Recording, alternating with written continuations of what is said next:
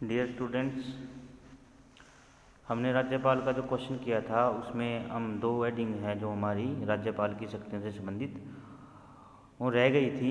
किसी बच्चे का क्वेश्चन था कि वित्तीय और न्यायिक शक्तियों के बारे में थोड़ा डिस्कस किया जाए। तो वित्तीय शक्तियाँ कौन सी होती हैं राज्यपाल की? तो राज्यपाल के पास है जो कुछ वित्तीय शक्तियाँ भी होती हैं। उन वित्तीय शक्तियों में कुछ वित्तीय शक्तियाँ हैं जो इस प्रकार हैं। प्रथम है, वह सुनिश्चित करता है, यानी राज्यपाल जी सुनिश्चित करते हैं कि वार्षिक वित्तीय विवरण को राज्य विधानमंडल के सामने रखा जाए। दूसरा है, वित्तीय शक्तियों में धन विधेयकों को राज्य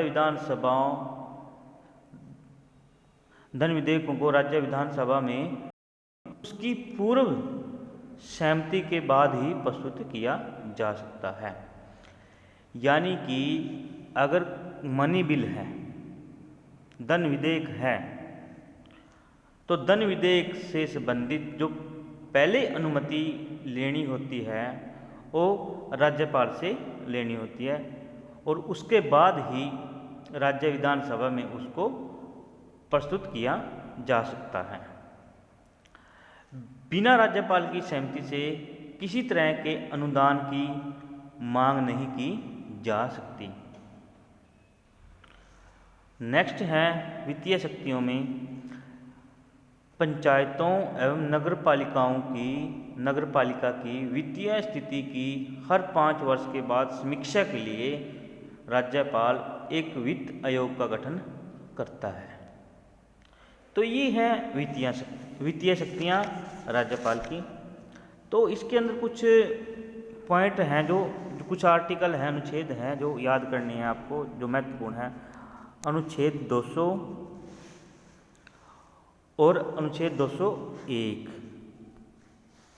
अनुच्छेद 200 में है विधेयक पर सहमति। अनुच्छेद 200 में है विधेयक पर सहमति, यानी राज्यपाल द्वारा राज्य विधायिका द्वारा पारित विधेयकों पर स्वीकृति प्रदान करना। 201 है राज्यपाल द्वारा विधेयक को राष्ट्रपति के विचारार्थ सुरक्षित रख लेना, यानी राष्ट्रपति के विचार के लिए उसको सुरक्षित रखना। राष्ट्रपति महामहिम राष्ट्रपति से सलाह करने के बाद ही उस पर काम करें। तो ये है आर्टिकल 200 और 201, ये आपको जरूर याद रखने हैं और ये इनको आप वित्तीय शक्तियों में भी लिख सकते हैं। तो उसके बाद है न्यायिक शक्तियाँ, राज्यपाल की न्यायिक शक्तियाँ। न्यायिक शक्तियों में आपको करवा भी चुका हूँ। राष्ट्रपति और राज्यपाल से संबंधित जो तुलनात्मक जो टॉपिक है, हमने अध्ययन है, उसमें हमने न्यायिक शक्तियाँ कर ली थी। दोबारा न्यायिक शक्तियों के बारे में हम थोड़ा देख लेते हैं। अनुच्छेद 161 के अनुसार राज्यपाल को न्यायिक शक्ति प्रदान की गई। क्या है न्यायिक शक्तियों में?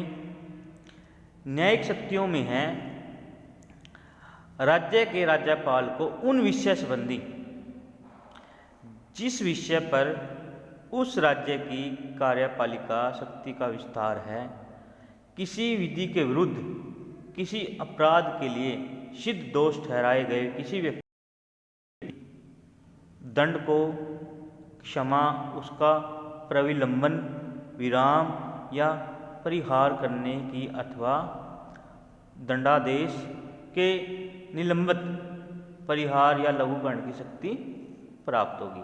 यानी कि इसका अर्थ है, मान लीजिए किसी व्यक्ति को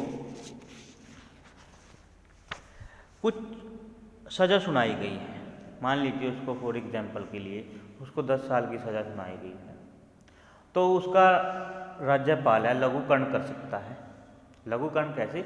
यानी उसको उसकी सज़ा को कम कर सकता है, 10 साल की बजाय उसको 5 साल की कर सकता है। हमने कंपैरेटिव तुलनात्मक अध्ययन में भी राज्यपाल और राष्ट्रपति की क्षमादान की शक्ति डिस्कस की थी। जो आर्टिकल 72 है उसमें राष्ट्रपति की क्षमादान शक्ति, न्यायिक शक्ति, और जो आर्टिकल 61 है इसमें राज्यपाल की न्यायिक शक्ति। तो ये है कुछ इसकी न्यायिक शक्तियाँ। इसमें कुछ और भी हैं। राष्ट्रपति राज्यपाल द्वारा संबंधित राज्य के उच्च न्यायालय के न्यायाधीश की नियुक्ति के मामले में राष्ट्रपति से विचार किया जाता है। ये भी आप न्यायिक शक्तियों के अंदर डिस्कस कर सकते हो। उसके बाद न्यायिक शक्तियों में तीसरा पॉइंट है वह है राज्य उच्च न्यायालय के साथ विचार कर जिला न्यायाधीशों की नियुक्ति, उनका तबादला और उनकी प्रमोशन कर सकता है। तो ये है राज्यपाल की कुछ न्यायिक शक्तियाँ। और किसी का कोई डाउट हो तो दोबारा भी पूछ सकता है। धन्यवाद।